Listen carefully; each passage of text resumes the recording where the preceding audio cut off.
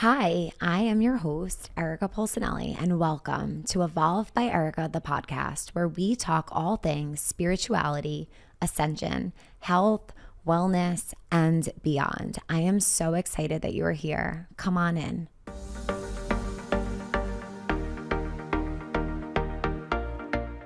Hello, guys. I am so thrilled to have Alice Bell here on the podcast. So if you haven't listened, she was on once before. We did it through a Zoom-like setup, and finally we were able to meet in person. We've been in contact since I think 2020, and she's one of my go-to astrologers. She's so knowledgeable. She is just so connected to the science of astrology and really breaks down such a abstract and what can be challenging topic into something so tangible and understandable.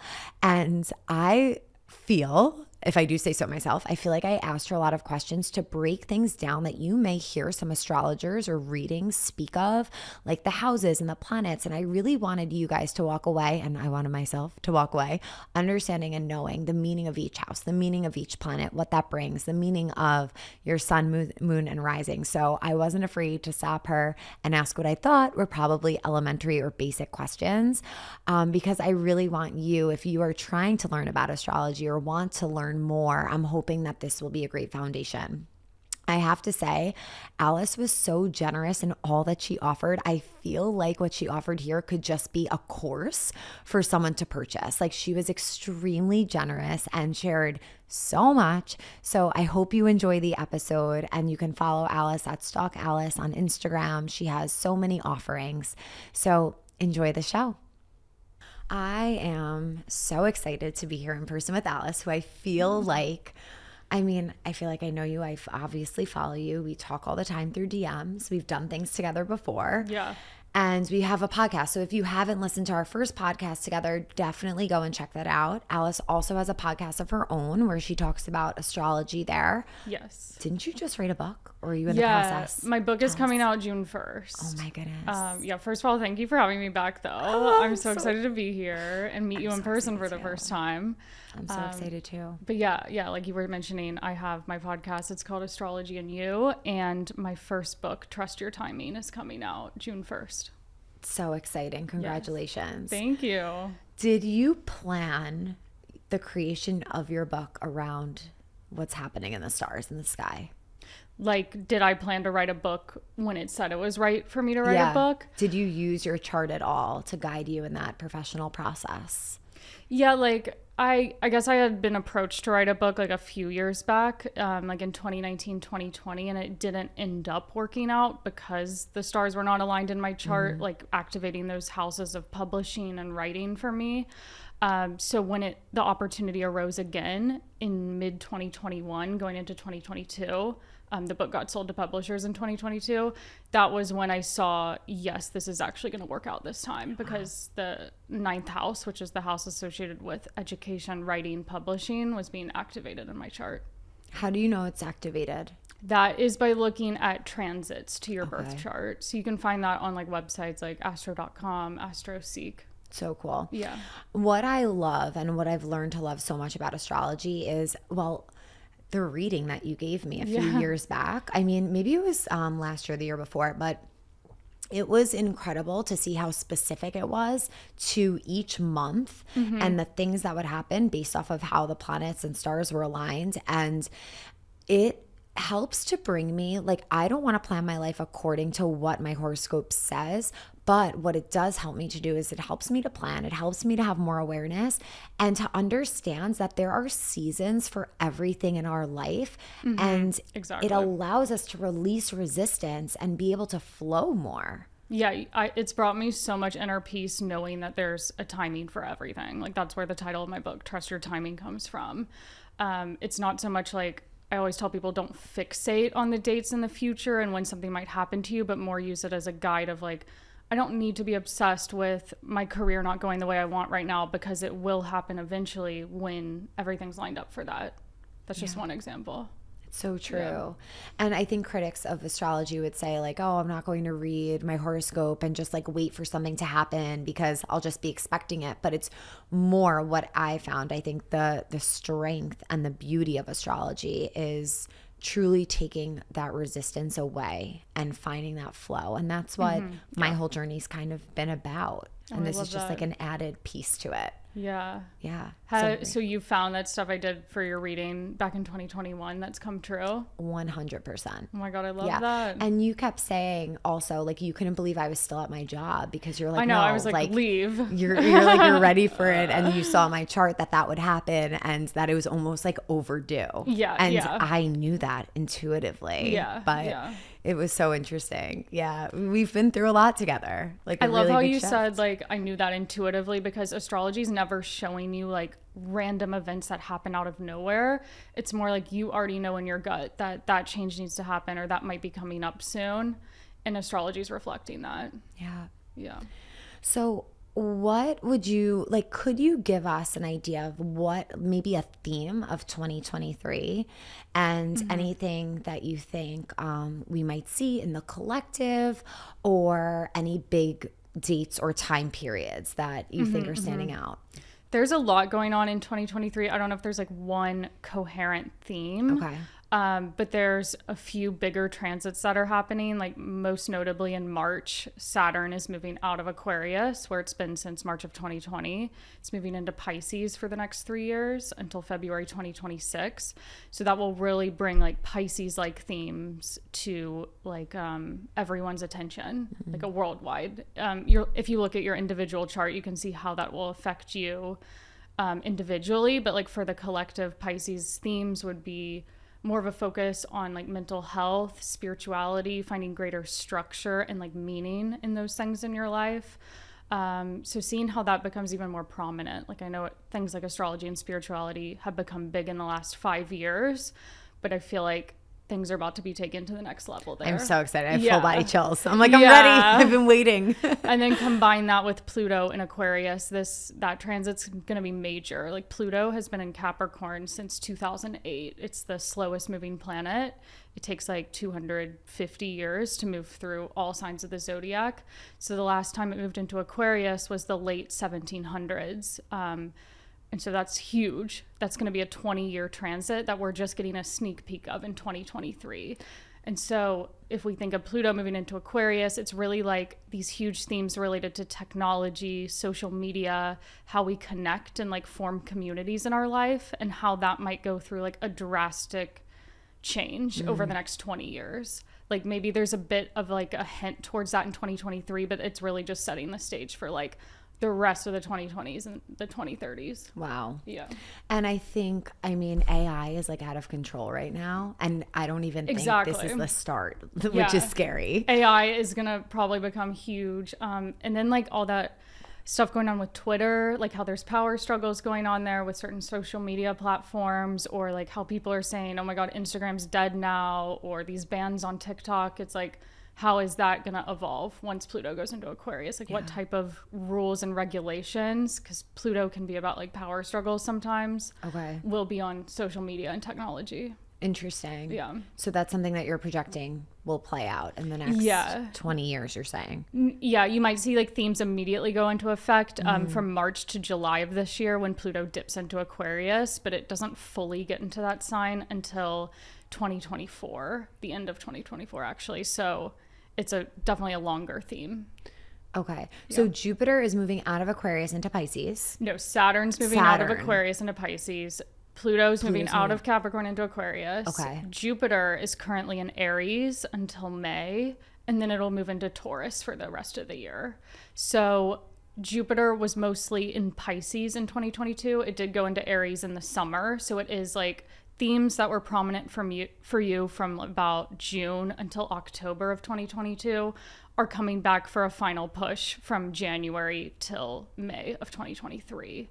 And Jupiter in Aries is a lot about having greater independence in your life, just like acting on your desires kind of in the moment, less planning and procrastination. It's more like, why don't I just get out and do this? It's very very much like an action-oriented energy. And then Jupiter will go into Taurus from May May 2023 until May of 2024. And that I kind of expect a lot of growth, like financially maybe, or with like food innovations, also like creative, like tangible things you like make with your hands. And like, I don't know, I expect like artistic innovations to go on. So you see it as a positive thing? Yeah. Okay.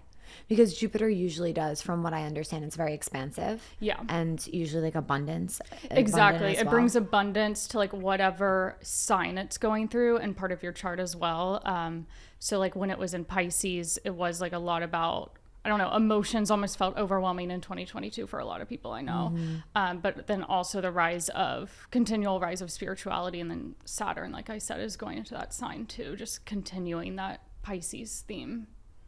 So interesting. Yeah, it's a lot of moving parts. It can get kind of complicated, like looking at all these parts at once. Totally. Yeah. And it makes me, you know that I was an elementary school teacher before this. And when I listen to your podcast, I literally write notes down.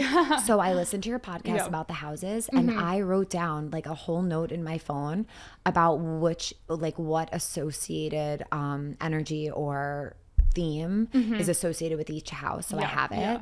And I want the same for the planets. Can we like quickly go through that? Yeah, like what each planet Yes, symbolizes. like, yes. Okay, yeah. So I guess we'll start I'm with such the a nerd, sun. but I love all of this. Yeah. So let's start with the sun. So the sun really represents like your core identity, your sense of self, like what part of your identity you're continuing to develop over the course of your life. Like you're always growing into that sun sign. And then the moon is really like your innermost self, how you process your emotions, kind of like your family background growing up, like your relationship to your family, like how you perceived that. And also emotions you like revert back to in the heat of the moment. So sometimes the moon sign needs a bit of like attention, because it's like, okay, these childhood patterns may need to be reworked in some capacity. And then Mercury is how you communicate, how you like process information, what you're even interested in talking and learning about.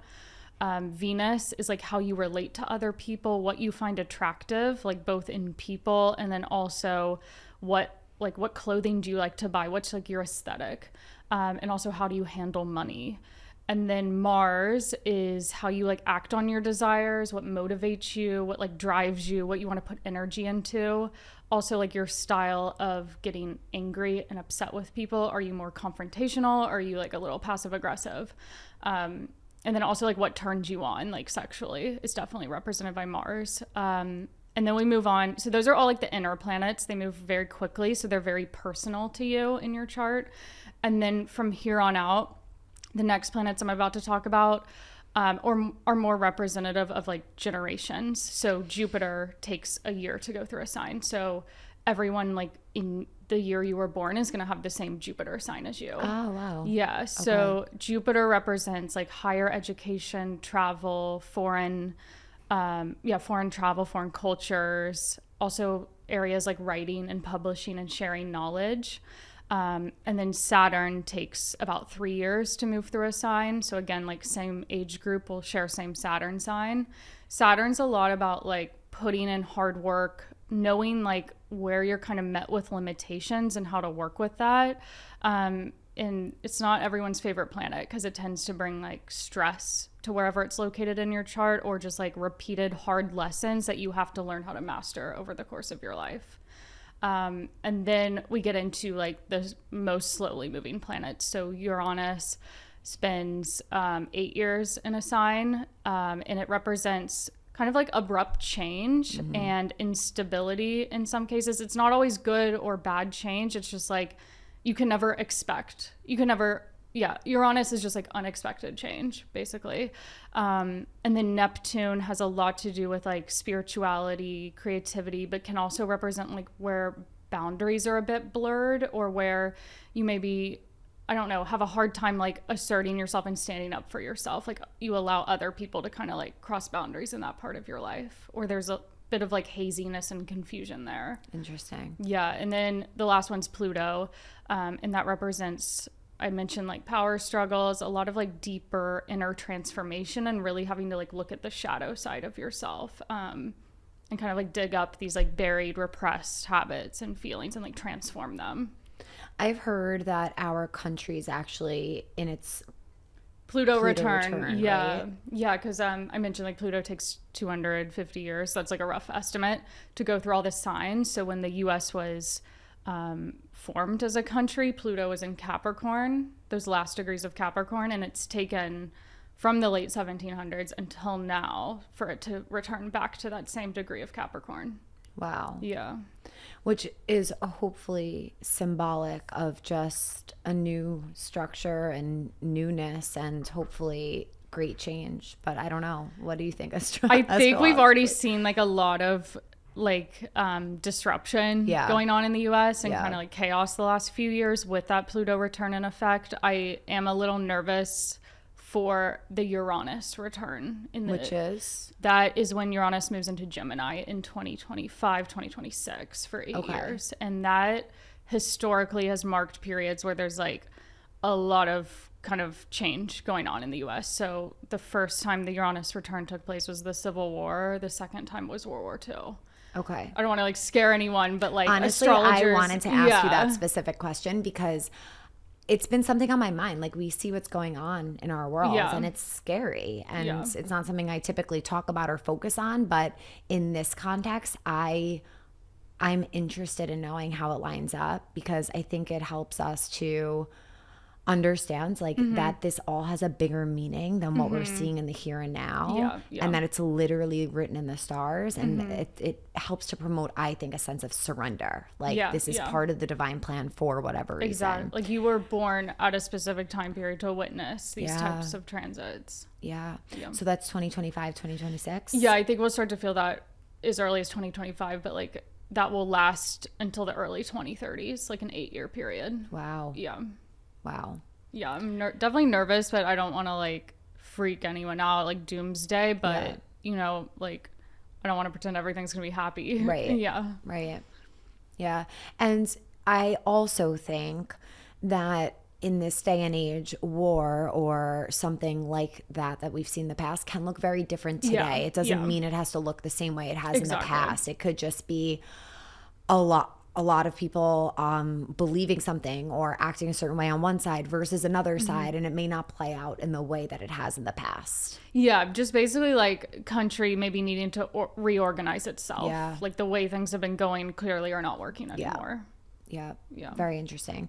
Okay, so coming back to this year, and thank you for like the cheat sheet of the planets, and I'm literally going to go back and listen to this episode and write these out because as I listen to other astrologers, this helps me and you, of course. Like as I listen and pick up things in astrology or read blogs in astrology, I want to be able to understand like what each of those things mean if they're not stopping and breaking it down. And I feel like the Cliff Notes is important to have in your back pocket as you become a student of this as well. Definitely. For myself, at least. So for this year, I know there's eclipses coming up actually in my sun sign. So because you're a Libra. Yes. So the eclipses, the solar and lunar eclipses take place in a pair of signs for about a 2-year period. So they've been in Scorpio and Taurus. For 2 years? The first Taurus lunar eclipse was in November 2021. Oh, yes, that's right. Okay. So the first Taurus lunar eclipse is in November 2021. The final one will be in November 2023 this year. So we're kind of closing out those eclipses in Taurus, Scorpio. If that is like a huge part of your chart, like your sun, moon, rising, maybe you've gone through more major life changes than other people have, like moving to a different state or like having this big career realization or getting married, like something huge. It was so spot on for me this year. The house that Scorpio is in, it was so clear. Well, like, as a Leo rising, Taurus is your 10th, Scorpio is your 4th. So it would have been like big changes with career and big changes at home or with family. You've noticed both of those? Both. Yeah, same. And both required a lot lot of my attention this year. Yeah. So now they're shifting into Aries. Is that done?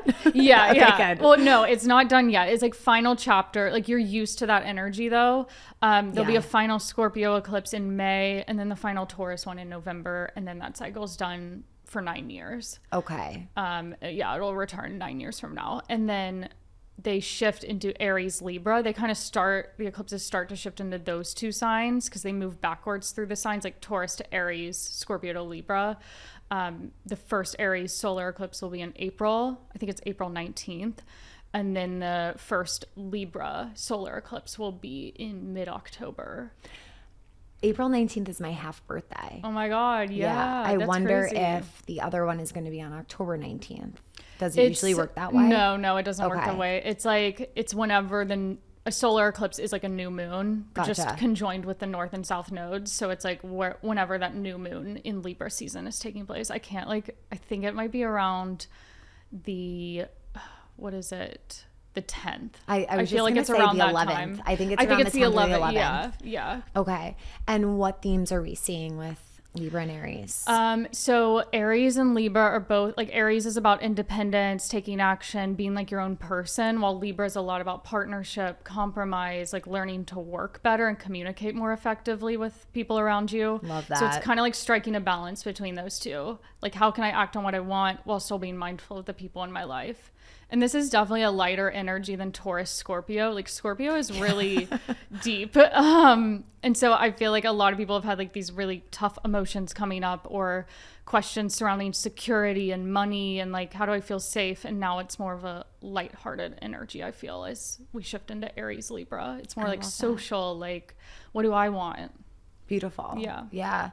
And hopefully that will bring helping a lot of people to become more clear in this time, no matter where they are in their life, just becoming more clear and hopefully more of like an advocate and being able to use your voice. Because I feel like that's part of Libra. Yeah. Really being able to not be a people pleaser. Exactly. And be like, actually, no. Learn the word no. Libra gets misunderstood a lot. I feel like people are like, oh, Libra's so indecisive. They're obsessed with relationships, when really Libra is like seeing where there's imbalance in places and like wanting to achieve like peace and make sure everyone's being treated fairly. Yeah. I resonate with that so deeply as my sun sign. Yeah. Just like keeping the peace. That's it. But as I've stepped into my career and my dharma, my truth, doing this and teaching meditation and my podcast, I resonate so much now with my rising sign. Leo. Yeah. Yeah. It's very much like about creativity. Like, you always need to have something you're like putting your personality into, like your creative like baby almost. Yeah. And it really I feel like it really activated that part of my chart. Yeah. So quickly, can you just go over how everyone has we have a lot of different signs associated with our chart, but I think the most popular ones people talk about are the sun, moon, and rising. Can you share a little bit about them? Yeah, I talked about what the sun and moon mean, like how sun is your sense of self, moon's your emotions. And then rising is determined, like what your rising sign is. It's the sign that was on the eastern horizon when you took your first breath of life. So exact birth time is like really important for rising signs.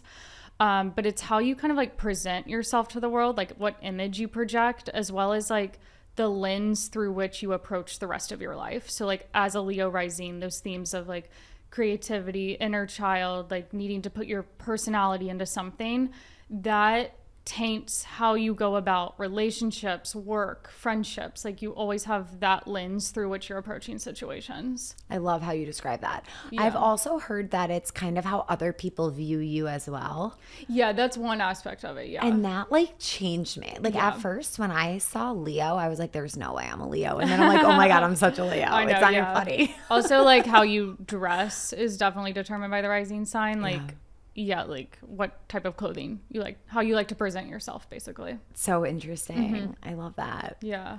And then going more into the nodes, can you share a little bit about those? I think that's like a little bit deeper, but we're ready for it. This is our second podcast episode together.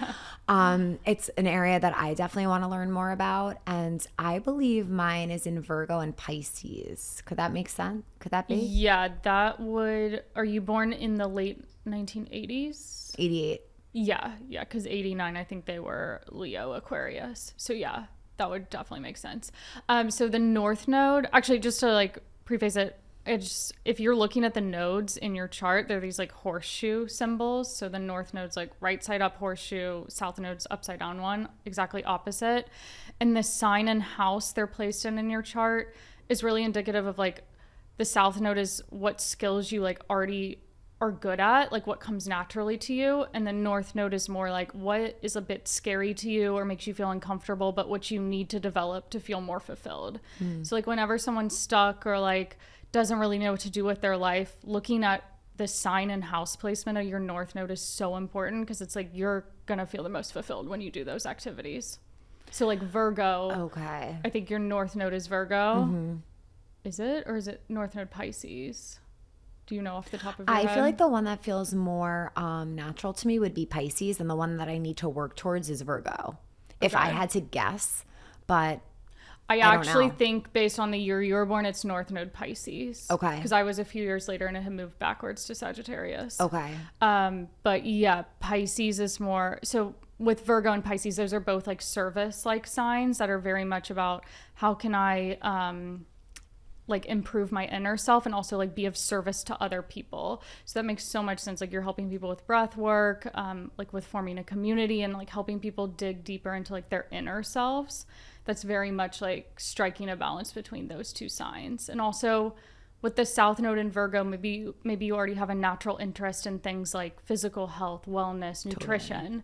And it's more about going like one step further, like beyond those everyday like mundane tasks, like how can I eat better or like stress over these details, and more how can I open myself up to more spirituality and like things like meditation and giving back to people. So does that mean like Pisces complements Virgo and Virgo needs to work more towards like that psychic element and spiritual elements? It's always like with the nodes, they're always in the signs opposite to one another. So you're always trying to find a balance between those two signs. Yeah, because Virgo is like very earth energy. Yeah, it's very Pisces practical. So if you had Pisces, South Node, Virgo, North Node, maybe you wouldn't be so like good with taking care of your body, and that would be something you need to develop more. Interesting. Yeah. Okay. Very interesting. Yeah. Wow.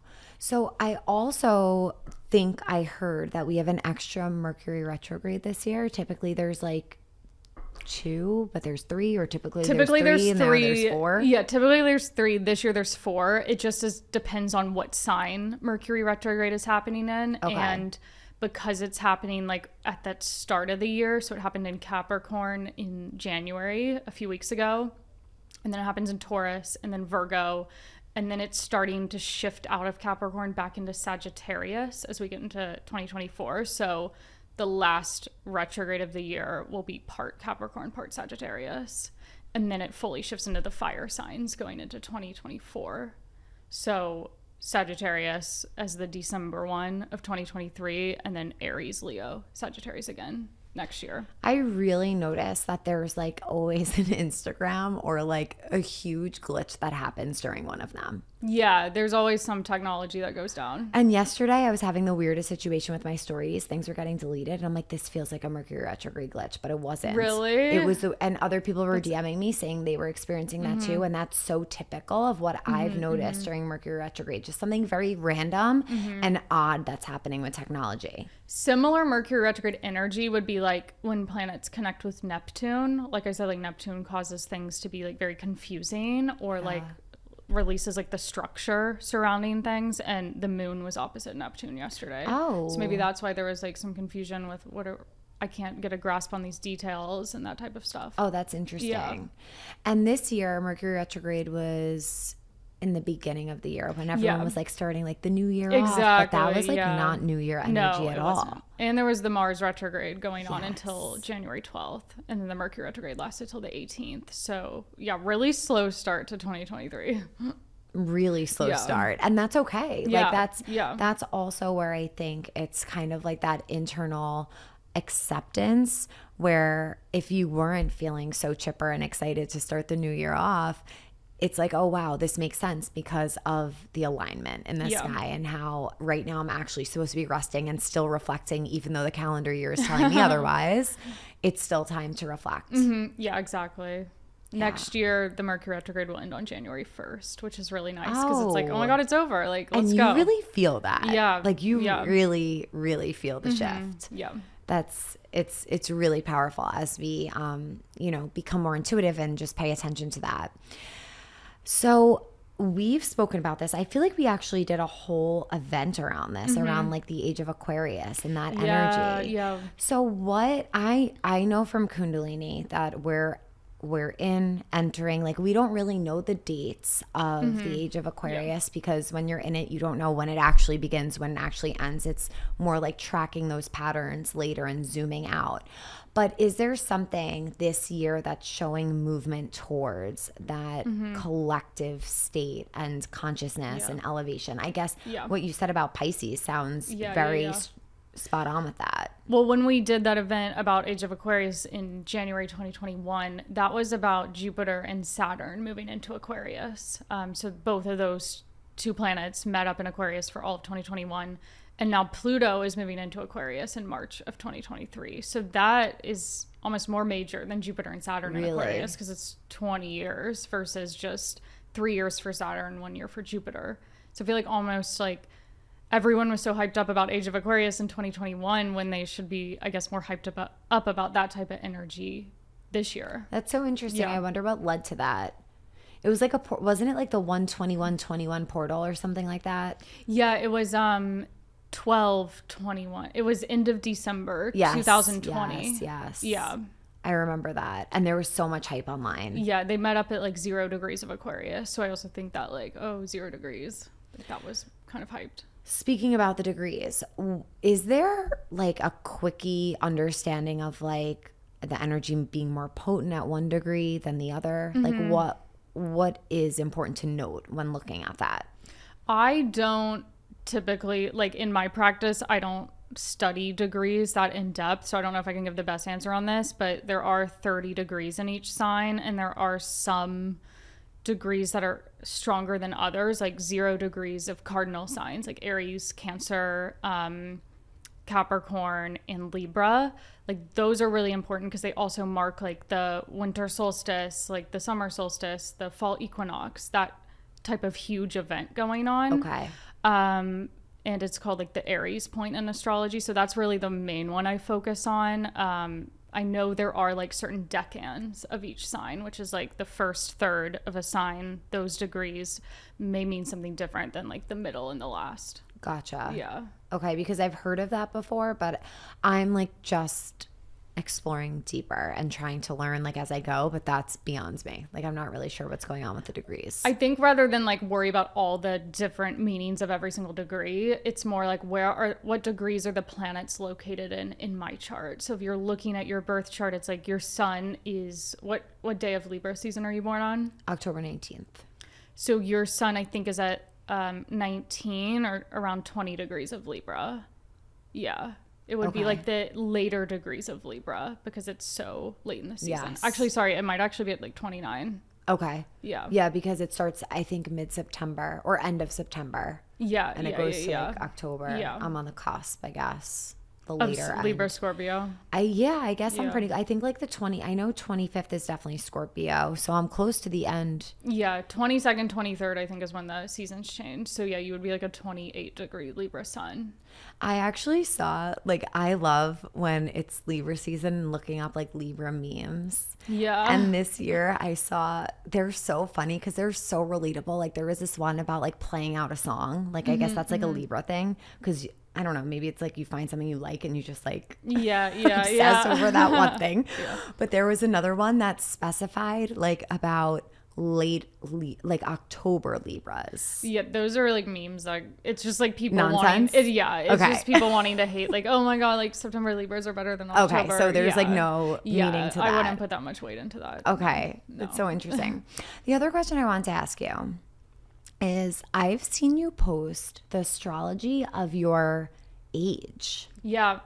So how does that work? That's based on a technique called annual perfections, where every year of your life is associated with a specific house of your chart. So this gets a little more technical.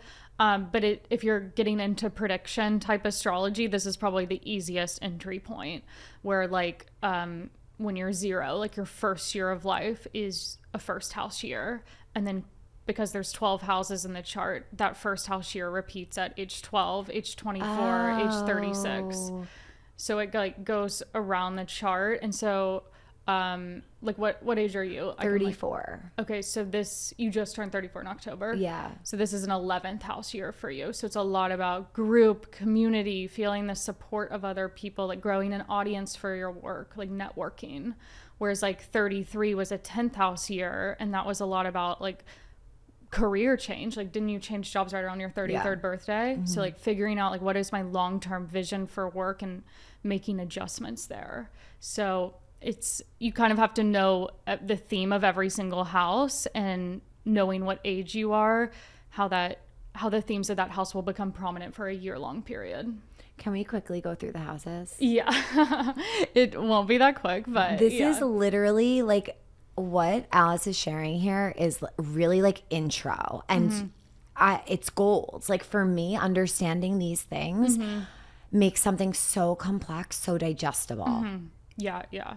Okay, so first house is like where your rising sign's located. So it has a lot to do with what I said about the rising sign, like how you present yourself, like your sense of identity. Also, your physical body is included in that too, your style, how other people see you. Second house has to do with money, and also like self-starting business, like people that are entrepreneurs or like want more control over their working schedule often have a few second house planets. Okay. It also has to do with like how you spend money. Anything to do with like finances. Third house is like everyday communication, and also like your immediate environment, like your neighbors, your community, and your neighborhood. So interesting. Yeah, practical information. So kind of like quick information, like a Wikipedia page versus taking a course at a college. Like third house is very much like easy, accessible information, and how you communicate that to other people. Fourth house is ancestry. It's your home. I also look at it specifically as your relationship with your mom. And fourth house has a lot to do, like when that's activated, like moving, spending time with family, that type of thing. Fifth house is creativity, like inner child, self-confidence, self-worth. Also literal children and pregnancy fall into fifth house. What planet would be there, or like moving through? So like a lot of times when people get pregnant, there are transits to the fifth house. Like an eclipse happens in the fifth house. Okay. Jupiter, Saturn moves through the fifth house. Okay. A full moon there, maybe someone's getting pregnant that month. That type of thing. Sixth house is work again, but it's more so like the mundane everyday tasks you do for other people, like picking up the slack for your coworkers, like having to take care of that little project that's kind of annoying you. It also has to do with like physical health and like everyday habits and routine. Seventh house is committed relationships. So like going back to the fifth, that's more about, that does have like romance and dating, but seventh house is more like commitment and partnership. So that can have to do with like your marriage partner, or like just someone you're dating right now, but it could also do with like platonic relationships, like a best friend, a business partner too. Eighth house takes partnerships to the next level. So it's a lot about like shared resources and money you have with someone, or like your partner's income.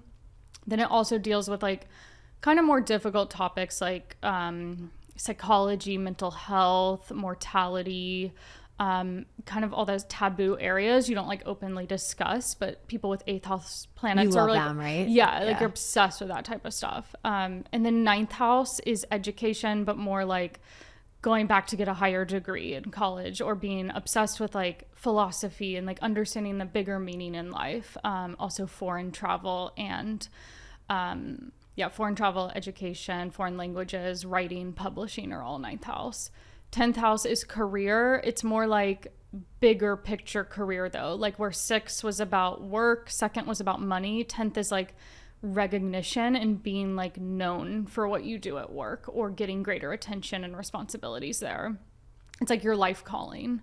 11th house is groups, community, kind of your aspirations, like your hopes and dreams for the future. I say it's like the 11th house is like the luckiest house. Just like good things come from that.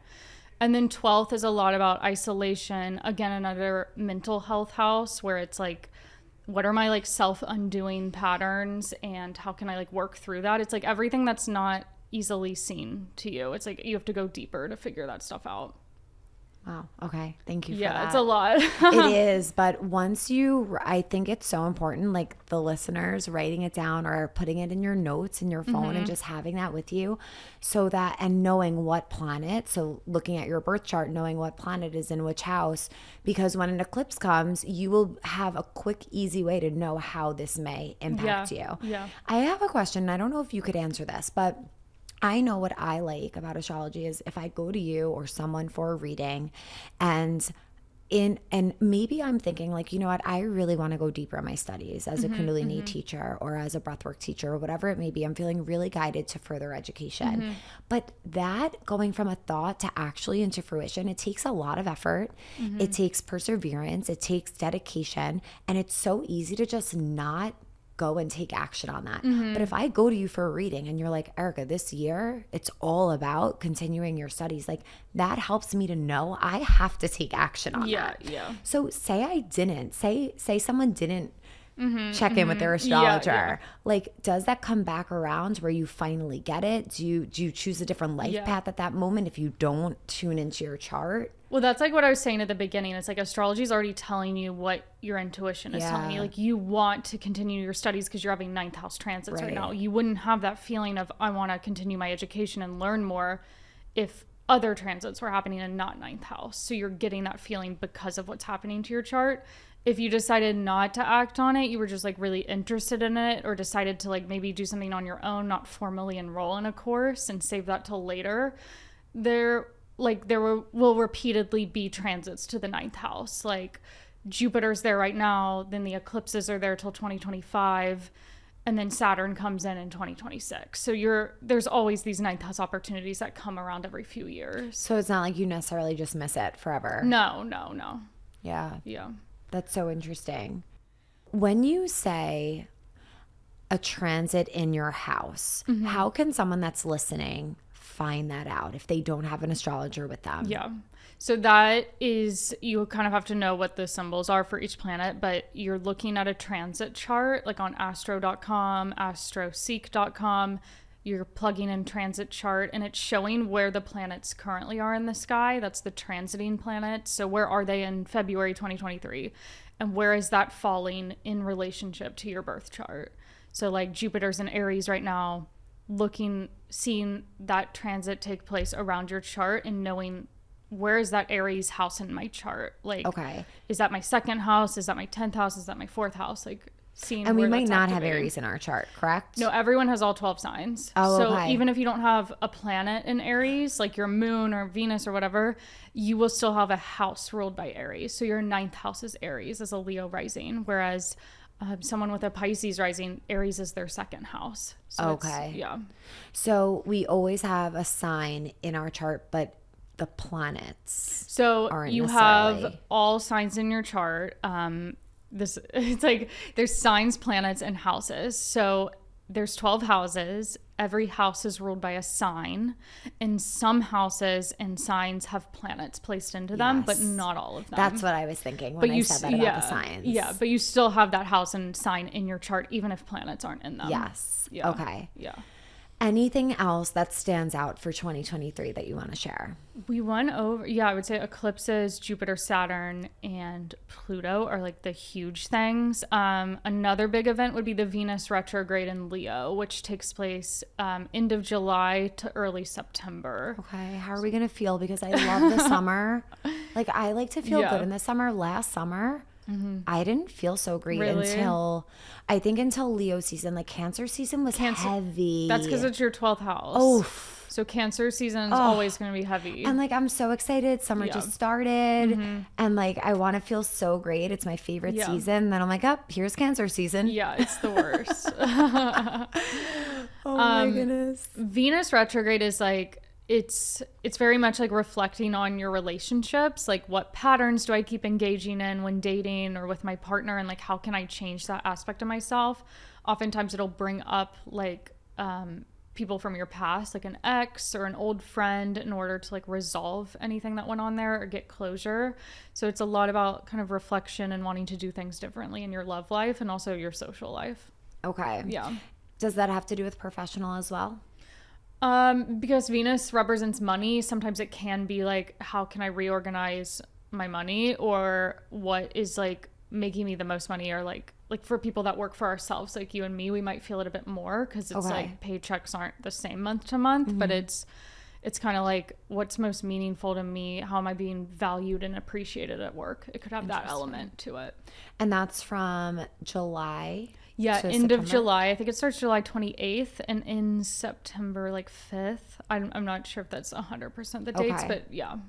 Okay, around there. Yeah. You're doing such amazing things this summer. Like, I'm literally watching your stories, cheering for you. Oh, thank like, you. Please share all the things that you have planned. It's like incredible. Okay, so my book's coming out June 1st, and then I'm doing an astrology themed trip to Italy June 3rd through 10th. Yeah, I'm so excited. So I'm like leading a group of like 23, 24 people to Rome, and then Umbria, and then Tuscany for a week, and I'm doing astrology workshops there.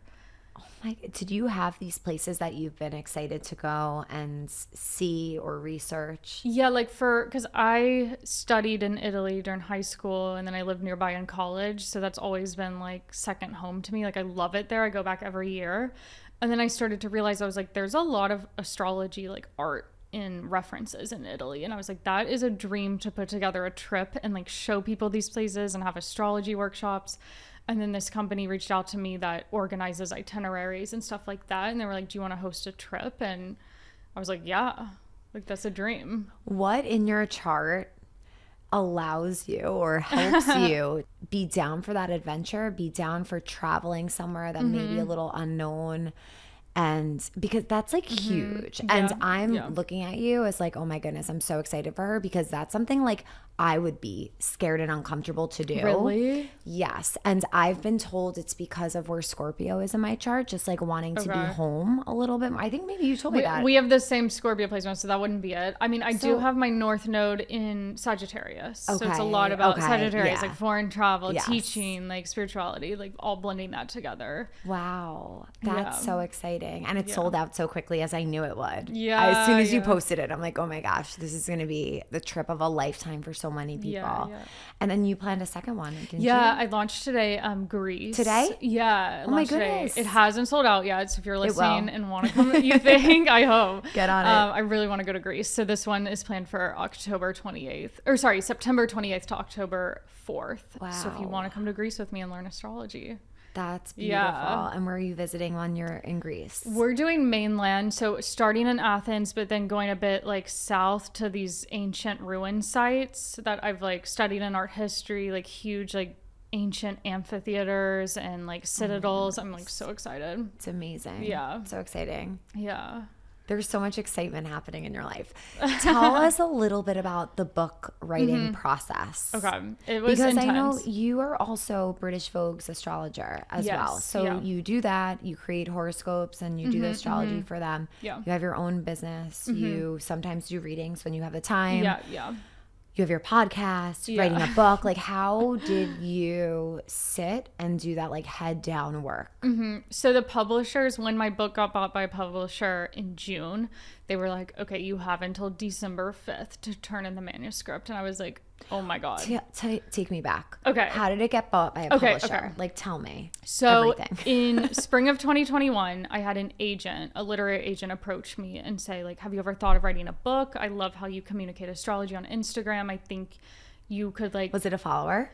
She had followed me, yeah, but... I love this. Yeah. That's like how a lot of like my boyfriend came from a follower. So it's interesting how that happens.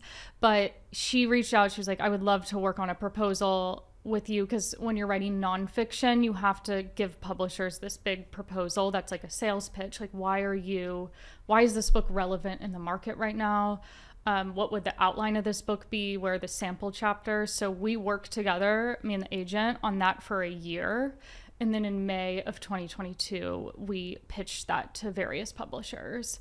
And then like 5 publishers were interested. I met with each of them. There was one it was very clear they were like a good fit and they knew what I wanted to do. And so I chose them. That was in June of 2022. So that was like, a month-long process after like a year of crafting that proposal. And then I had like less than 6 months to write the book. And that basically I had to like halt. I work with a lot of brands usually, like writing astrology content, doing social media work that's astrology related for fashion and beauty brands. I had to halt all of that for like 6 months and just be like, no, I can't accept anything. And I would just wake up every day, write like, I would try to write at least 500 words a day. I feel like when you have a more manageable, like I'm not going to set out to write an entire chapter today. It's more like I'm just going to write 500 words. It often ends up turning into more. I love that. Yeah, but that was like my life for 5-6 months was just writing. What did that day look like? That was like wake up, know that I had to write, like for instance, there's a section of the book that's all about like your Venus sign and what Venus signs mean. Yeah, so Venus and Mars signs, what those mean for all 12 signs. So knowing that there's 12, I was like, this is going to take a while because there's about each of those signs I wrote like 750 to 1,000 words on. So every day it was like, I'm going to do Aries, Venus, and Mars today. Like just that 750,000 words. So that took about like 2 weeks going through all 12. So it was doing like more bite-sized pieces and just giving myself the whole day to work on that. Did you wake up? Did you meditate? I know sometimes you I do meditation. Kundalini every morning, yeah. I would say reading helped the most with writing. Like really? Instead of, I kind of quit watching TV this fall. I mean, now I'm back to it, but I wasn't watching as much like reality TV and more it was like, I'm going to read this chapter of this book and then I get so motivated. Like they published a book. I'm going to go write my book right now. I love that. Yeah. That's amazing. Yeah. What about scrolling and being on Instagram? Because you have an Instagram presence, you share so much there. How did you balance that? And I'm sure boundaries had to be put in place. It was definitely hard. I was doing like at the start of the year more like stories and like Q&A, and I just like I had to stop that because then you're always wanting to check your DMs and see who's asked me a question, who's replied, and it was just decreasing that amount of content I was putting out. Like still doing grid posts, but just not as much like stories where people could like automatically engage like that. Yeah, and you're very good at getting back to people and engaging and like answering very individualized questions. You're very good at it. I never take that for granted. I will have a question. I'm like, Alice, this question is only for you. And you always have an answer and a response. So I always appreciate that. So anything else from your book that you want to give a sneak preview to? Anything we can expect and get excited about? Yeah, so the main theme is relationship astrology, but not like what sign is compatible with what sign. It's more like understanding your dating and relationship patterns by looking at your birth chart. So like what parts of your birth chart show you that? And also what do you like actually need out of a relationship instead of fixating on like, does someone like you? It's more like, do I even like them? Is this even someone that I want to be with? And then I get into like synastry, which is how to compare your chart to someone else's, which is a more kind of complex way of looking at compatibility. And then learning prediction and seeing, kind of teaching yourself how to look at your chart and understand when it might be a great year to date or have a really significant relationship event happen versus when is it not my year to date, or when will there be like relationship stress going on. I think that is so important, and it's going to be a gift to so many people. Oh, I hope. Especially in the times we're living in right now of like that online meeting and dating and whatever we call it. But I have friends that are very conscious and aware, and they have made decisions like, I am not dating right now because they're intuitive and they know that right now it's not the time for them. Yeah. But there are so many people that can use this guidance that aren't able to access that because fear sets in, the programming, the societal pressure sets in, and to have this tool to read and really understand where you are as an individual. Yeah. And if this is written in the stars for you this year, or if it's a time to kind of just go within, oh my goodness, what a gift you're giving to so many people. Yeah, I hated that mentality of like, you always have to be on dating apps. Like dating's a numbers game. Like just keep at it. It's like, no, you don't need to always be doing that. And I feel like knowing, like not everyone trusts their intuition maybe as much as your friends do. I wish I could have done that, but it was helpful seeing with astrology, like, oh, 2021 was my year to date. Like I got off dating apps, I focused on other stuff and like trusted that it would happen then. And that alone, like just for people to hear you say that and to know that there is like the science to support it, it is going to be such a relief because when, first of all, if you don't feel excited to go on a date, it's probably not going to go that well. I know, yeah. And if you're just in a funk or in a mood and you don't want to put out that energy right now, like just to have that wisdom to understand yourself on a deeper level. And it's really a practice to help you build your own intuition so that you are able to do that on your own. It's beautiful. I'm so excited for that, for all the readers and for you becoming a published author. Yeah, I'm so excited. It's so exciting. Yeah. Is there anything else that you feel you want to share? I don't think so. Like, I think we covered a lot of what I'm working on, what's going on in 2023. Yeah. And just like 101, like we broke down a lot.